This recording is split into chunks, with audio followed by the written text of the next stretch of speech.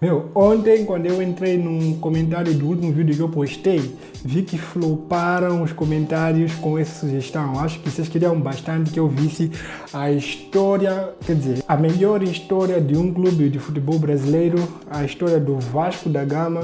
Espero que vocês gostem. Não se esqueçam de deixar o like, se inscrever no canal, ativar os sininhos de notificações para receber todos os nossos próximos vídeos. E quem está a chegar agora, meu nome é Pereira Horácio, sou de Moçambique, concretamente na cidade de Chimoio. E não se esqueçam, leitura sempre. Por isso eu vou sempre recomendar para vocês o e-book que fala sobre a cultura afro-brasileira, né? Que fala sobre a influência da culinária africana na cultura brasileira, né? Se vocês gostam desse assunto, vocês já sabem, o primeiro link na descrição é do e-book e boa leitura.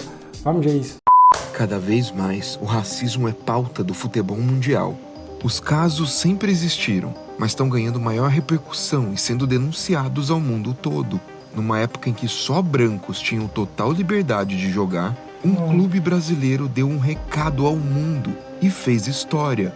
Caraca, só brancos tinham o privilégio de jogar? Sério que existiu isso? Existiu tempo que só brancos jogavam futebol? Caraca, mano. Se vocês querem assistir esse vídeo assim completo, sem nenhum tipo de pausa e sem nenhum tipo de corte, o Radar Peleja é o canal, né, do vídeo original. O segundo link é do vídeo original. Vão lá, assistam vários outros vídeos muito legais sobre o futebol, né, sobre as histórias do futebol. O Radar Peleja de hoje é sobre o clube que já nasceu combatendo o racismo. O Vasco da Gama, quando começou a adotar o futebol como uma de suas modalidades, não tinha a tradição ou a grana dos clubes da zona sul do Rio. Exatamente por isso, montou suas primeiras equipes com jogadores de classes menos privilegiadas. O time foi campeão da segunda divisão em 1922, com craques operários, pintores, faxineiros. Assim, assegurou o direito de disputar no ano seguinte a primeira divisão ao lado de outros times como América, Botafogo, Flamengo e Fluminense. O fato de não nascerem na Zona Sul não implica que iriam nascer sem talento também, né? Meu, eu acho que as pessoas que tiveram essa ideia de no futebol não participarem negros, o cara não pensou, mano. Não pensou, porque olha só, o Vasco da Gama, só por esse primeiro trecho aqui, vi que eles pegaram os caras lá do subúrbio, que não tinham muitas condições, e mesmo assim foram campeões, sem ter muito dinheiro, né? Isso é mais do que uma prova de que realmente nascer na Zona Sul não garante talento, né? Ou... não garante que vai ser um vencedor. E não é que o Vasco foi campeão? Com 11 trabalhadores braçais no elenco, desbancou os favoritos e venceu o título do Rio de Janeiro mais importante da época. E é a partir daí que começa uma polêmica racista que transformou o Vasco para sempre. Você não vai querer competir com trabalhadores braçais, porque só na força, com certeza, perdiam, né? Os adversários nesse caso. Incomodados com o sucesso dos vascaínos, os rivais criaram uma nova liga, a Associação Metropolitana de Esportes Atléticos. A condição que deram para o Vasco poder participar dessa liga era a exclusão de 12 jogadores que, de acordo com os cartolas, não apresentavam condições sociais apropriadas para o convívio esportivo. Como a diretoria assim? do Vasco, que já havia feito história em ter o primeiro... Olhem só a desculpa. Olhem só a desculpa que eles arranjaram. Ouçam só esse nome complicado. A Liga, a Associação Metropolitana de Esportes Atléticos. A condição que deram para o Vasco poder participar dessa liga era a exclusão de 12 jogadores que, de acordo com os cartolas, não apresentavam condições sociais apropriadas. Condições sociais apropriadas para o convívio esportivo.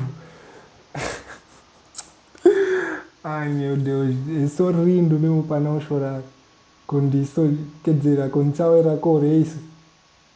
Que triste, mano. Para o convívio esportivo.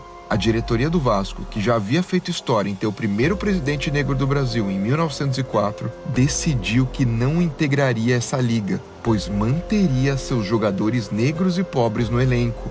O Vasco abdicou de manter seu posto entre os clubes grandes por conta de seus princípios. Caraca. Assim, voltou a jogar com clubes pequenos do Rio e por essa atitude ganhou simpatia de muitos torcedores da massa. Muitos pesquisadores dizem que foi a Ponte Preta a primeira a ter um jogador negro no elenco. Outros apontam o Bangu e há também quem acredite que foi o próprio Vasco. Fato é que os dirigentes do Vasco protegiam seus próprios atletas. O presidente vascaíno da época, José Augusto Prestes, chegou a dizer aos torcedores que o Vasco só toparia voltar à liga principal com os grandes quando fosse maior que eles.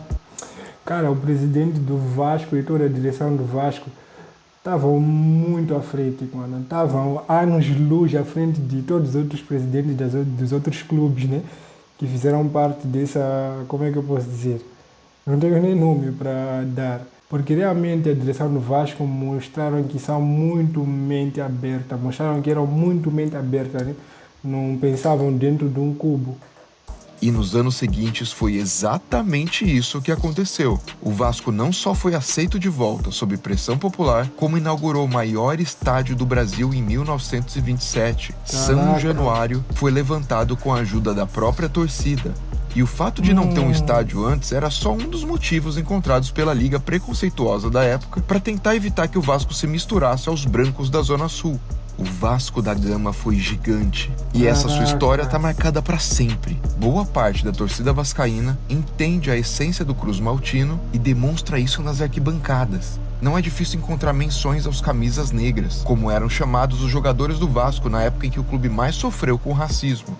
Na Libertadores de 2018, torcedores do Vasco relataram ter recebido gritos racistas da torcida do Racing, na Argentina. No jogo de volta em São Januário, o time entrou em campo com a torcida cantando uma das suas músicas que enaltecem a luta histórica do Vasco contra o racismo. Quando você é torcedor de uma equipa por amor, vestir a camisola daquela equipa, tipo a camisola de torcedor daquela equipa, dá muito orgulho, mano. Sério, você veste com todo o orgulho possível de que não, esse é a minha equipe, é o meu time, né? É o meu time e do coração eu não vou tirar essa camisola por nada. Dá muito orgulho mesmo, é bastante legal isso.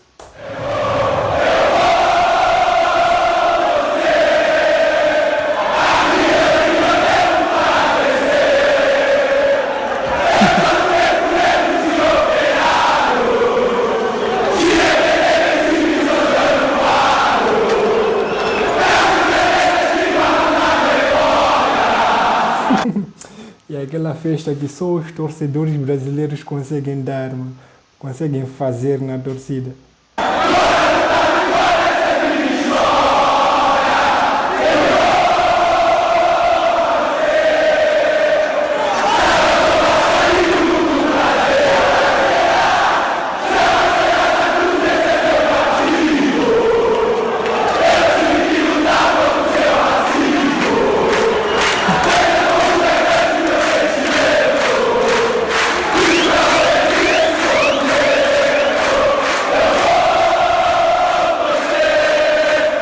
Clube como o Vasco da Gama, que mudou um cenário no futebol brasileiro e manteve suas convicções numa época em que o racismo nem era tão combatido ou divulgado na mídia como hoje, merece o respeito independente de qual seja o seu clube.